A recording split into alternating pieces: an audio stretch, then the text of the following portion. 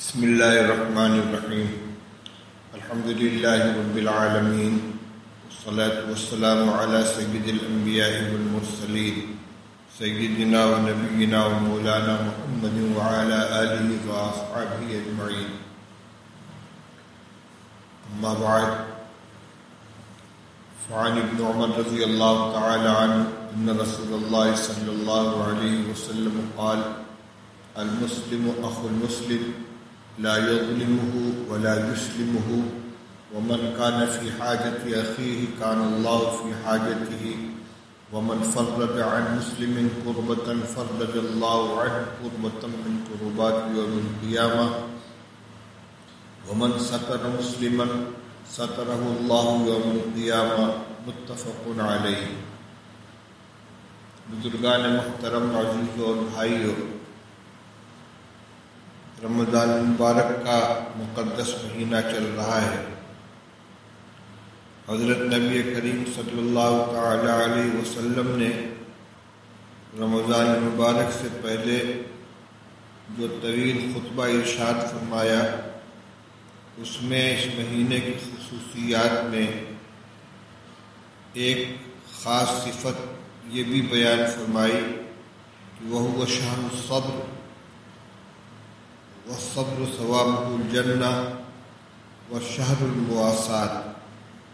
یہ صبر کا مہینہ ہے اور صبر کا بدلہ جنت ہے، اور یہ غمخواری کا مہینہ ہے.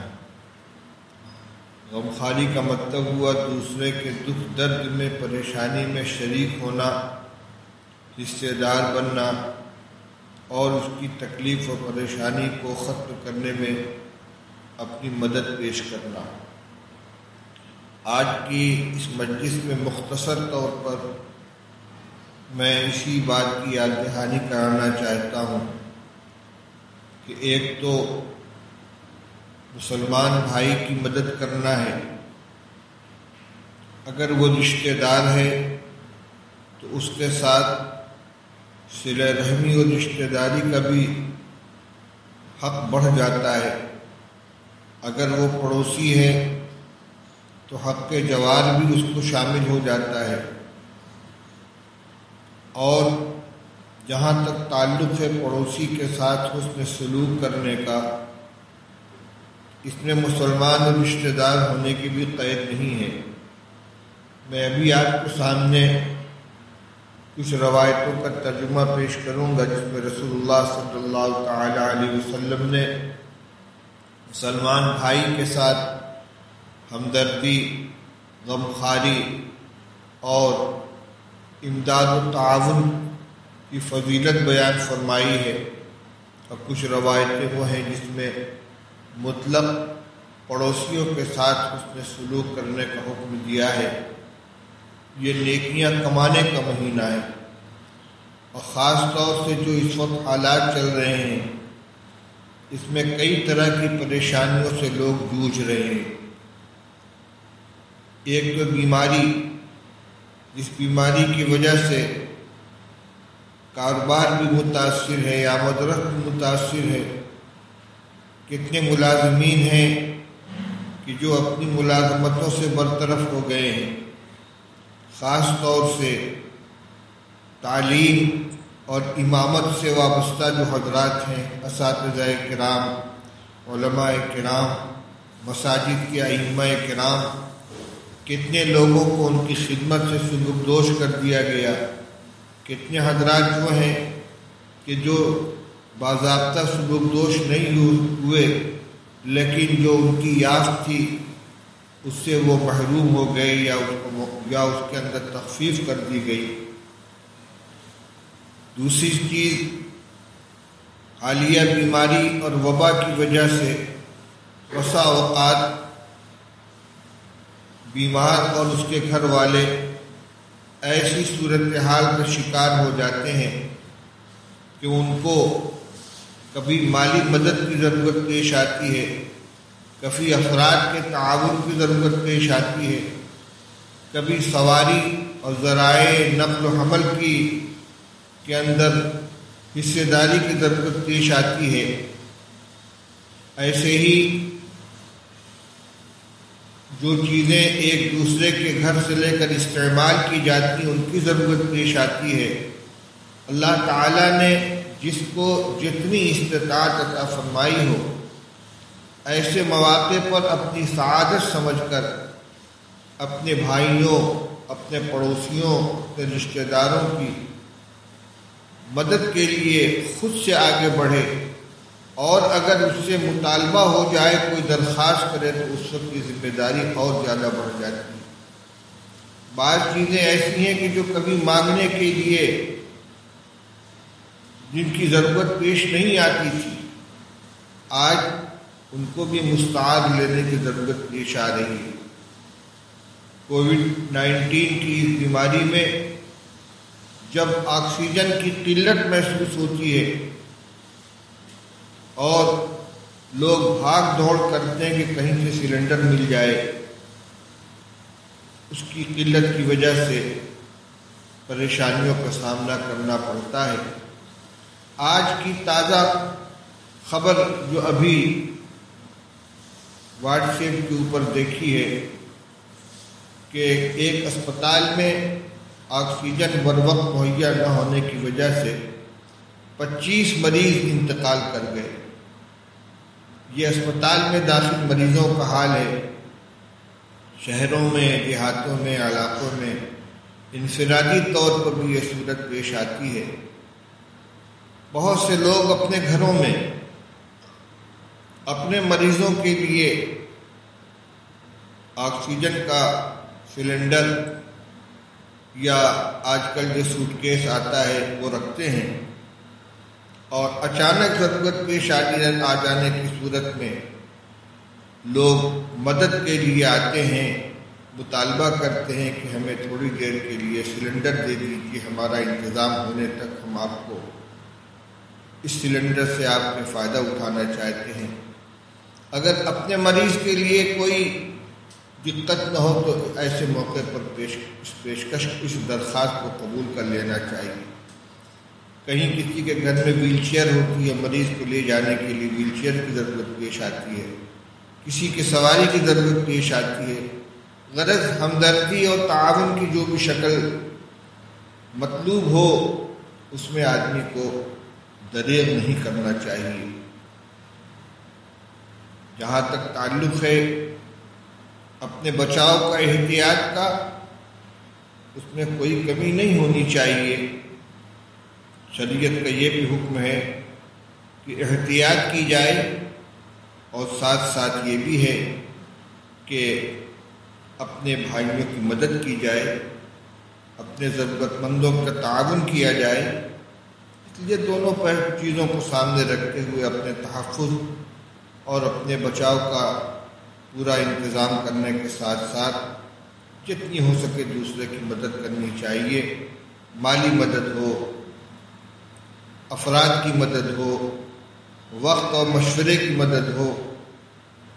اسی طرح بہت سے گھروں کے اندر کاروبار یا ملازمت کے مفقود ہو جانے کی وجہ سے تنگی ہو جاتی ہے۔ اللہ نے اگر وسعت دی ہے تو اپنے ساتھ اپنے پڑوسیوں اور رشتہ داروں بلکہ اجنبی ضرورت مندوں کی بھی خبر گیری کرنی چاہیے۔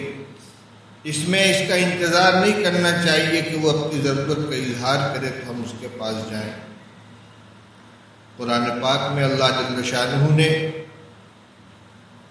2 طرح کے لوگوں کا تذکرہ فرمایا ہے۔ وفی اموالہم حق معلوم للسائل والمحروم، مسلمانوں کے مال میں ایک متعین حق ہے، سائل کے لیے بھی اور محروم کے لیے بھی۔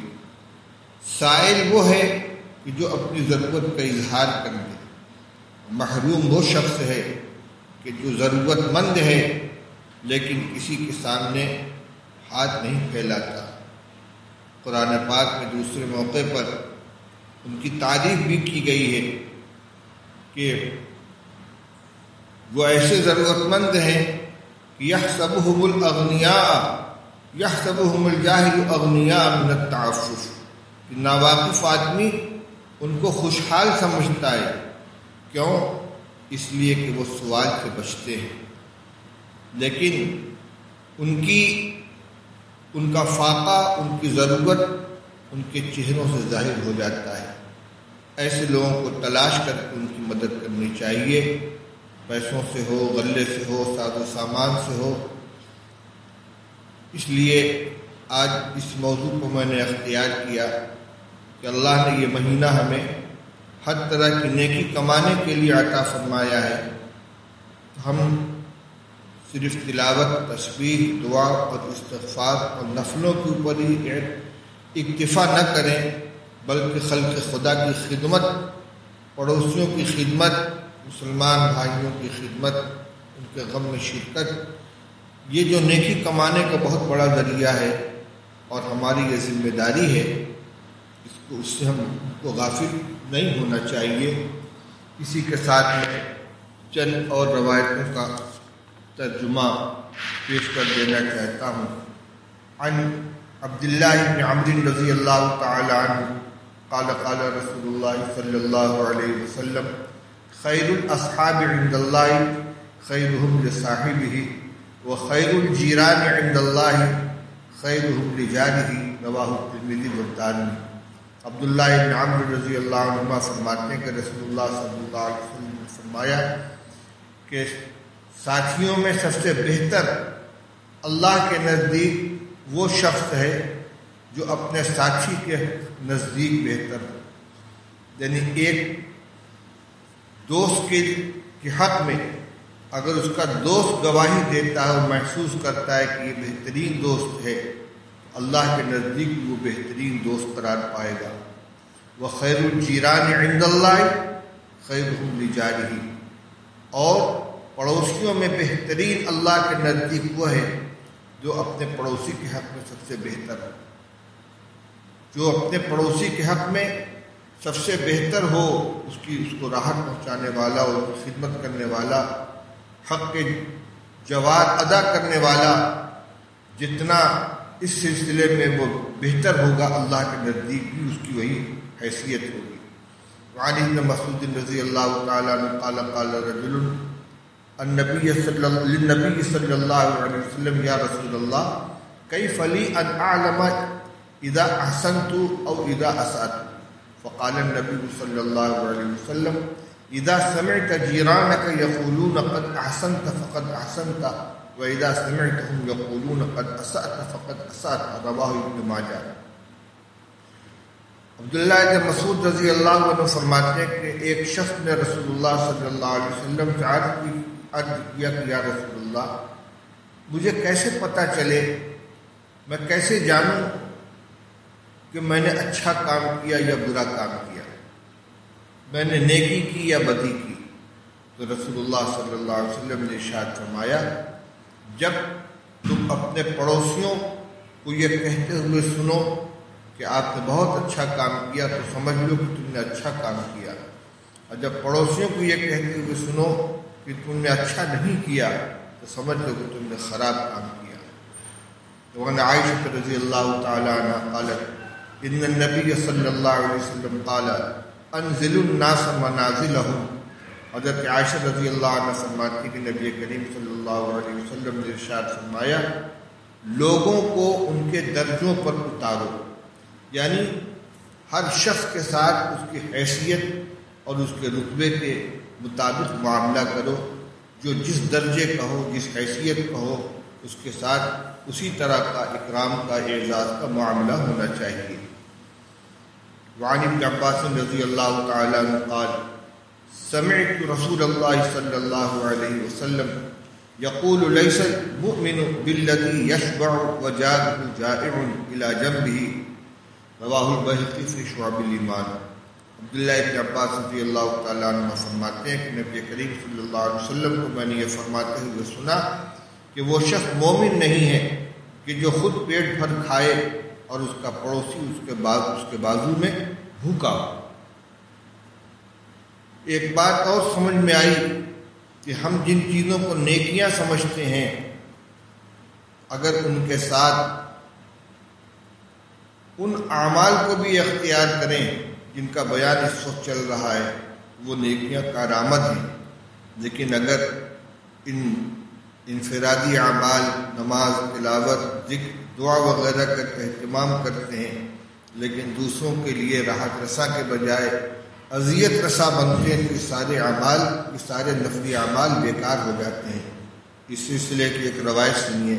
عن ابی ہریرہ رضی اللہ تعالی عنہ قال قال رجل یا رسول اللہ ان فلانۃ تذکر من کثرۃ صلاتها وصيامها وصدقتها غیر انها تؤذی جیرانها بلسانها قال هي في النار قال یا رسول اللہ فإن فلانة تذكر قلة صيامها وصدقتها وصلاتها وإنها تصدق بالأسوار من الأقط ولا تؤذي بلسانها جيرانها قال هي في الجنة رواه أحمد والبيهقي في شعب الإيمان۔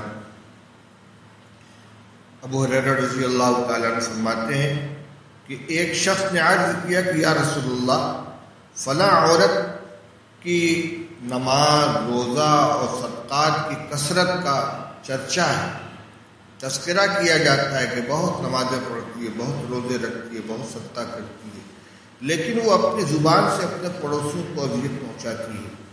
تو رسول اللہ صلی اللہ علیہ وسلم نے فرمایا کہ وہ جہنم میں جائے گی۔ اس شخص نے عرض کیا کہ یا رسول اللہ فلاں عورت کی نماز، روزہ اور صدقہ کی کمی کا تذکرہ کیا جاتا ہے، یعنی بہت زیادہ نفلی نمازیں نہیں پڑھتی، صدقات خیرات نہیں کرتی، اور انہا تصدق بالاسوار من العقیق، بس سوکھی پنیر کے ٹکڑوں کو صدقہ کر دیتی ہے، یعنی معمولی چیزیں صدقہ کرتی ہے، لیکن اسی کے ساتھ لا تؤذی بلسانها جیرانها، اپنی زبان سے اپنے پڑوسیوں کو اذیت نہیں پہنچاتی۔ قال هي في الجنہ، آپ نے ارشاد فرمایا کہ وہ جنت کے اندر جائیں۔ معلوم ہوا یہ تمام نفلی عبادات ایک طرف، لیکن پڑوسیوں کو اپنے زبان سے اذیت پہنچانے کی بنا پر عورت جہنم کے مستحق ہو گئی، اور سارے نفلی اعمال کی قلت کے باوجود اگر وہ پڑوسیوں کے حق میں راحت رسا ہے، ان کو اذیت نہیں پہنچاتی، تو اس کے لیے جنت کی بشارت ہے۔ وعنہ ان رسول اللہ صلی اللہ علیہ وسلم وقف على ناس من جلوس فقال الا اخبركم بخيركم من شركم قال فسكتوا فقال ذلك 3 مرات فقال رجل بلى يا رسول الله اخبرنا بخيرنا من شرنا فقال خيركم من يرجى خيره ويؤمن شره وشركم من لا يرجى خيره ولا يؤمن شره رواه الترمذی۔ حضرت ابو ہریرہ رضی اللہ تعالیٰ عنہ فرماتے ہیں کہ رسول اللہ صلی اللہ علیہ وسلم تشریف لائے، کچھ لوگ بیٹھے ہوئے تھے، وہاں آ کر آپ کھڑے ہو گئے۔ آپ نے فرمایا کہ میں تمہیں تمہارے اچھوں کے بارے میں نہ بتلاؤں بروں کے مقابلے میں، کہ تمہارے اندر اچھے کون ہیں اور برے کون ہیں، ان کے بارے میں نہ بتلاؤں؟ فرماتے ہیں کہ لوگ خاموش رہے۔ آپ نے 3 مرتبہ یہ سوال فرمایا، تو ایک شخص نے کہا ضرور بتلائیے یا رسول اللہ، آپ ہمیں بتلائیے کہ ہم میں اچھے کون ہیں، برے کون ہیں۔ تو آپ نے فرمایا کہ تم میں کہ اچھے بھلے وہ لوگ ہیں جن سے خیر کی توقع رکھی جائے، خیر کی امید رکھی جائے، اور برے وہ لوگ ہیں، اچھے وہ لوگ ہیں جن کے خیر کی توقع رکھی جائے اور ان کے شر سے مطمئن رہا جائے، اور تم میں کہ برے وہ ہیں کہ جن سے خیر کی امید نہ رکھی جائے اور ان کے شر سے محفوظ نہ رہا جائے۔ یہ روایت ترمذی شریف کی ہے۔ اسی پر میں اکتفا کرتا ہوں۔ اللہ تعالی ہم سب کو توفیق عطا فرمائے کہ ہمیں اللہ نے جو کچھ استطاعت عطا فرمائی ہے، مالی، جاہی، جسمانی، ہر طرح سے اپنے بھائیوں کے لیے، اللہ کے بندوں کے لیے خیر خواہ و عامل بن سکیں۔ اللہ تعالی ہمیں ہماری خدمات کو بھی قبول فرمائے۔ صلی اللہ تعالی علی خیر خلق محمد و آلہ و صحبہ اجمعین، وآخر دعوانا الحمد للہ رب العالمین۔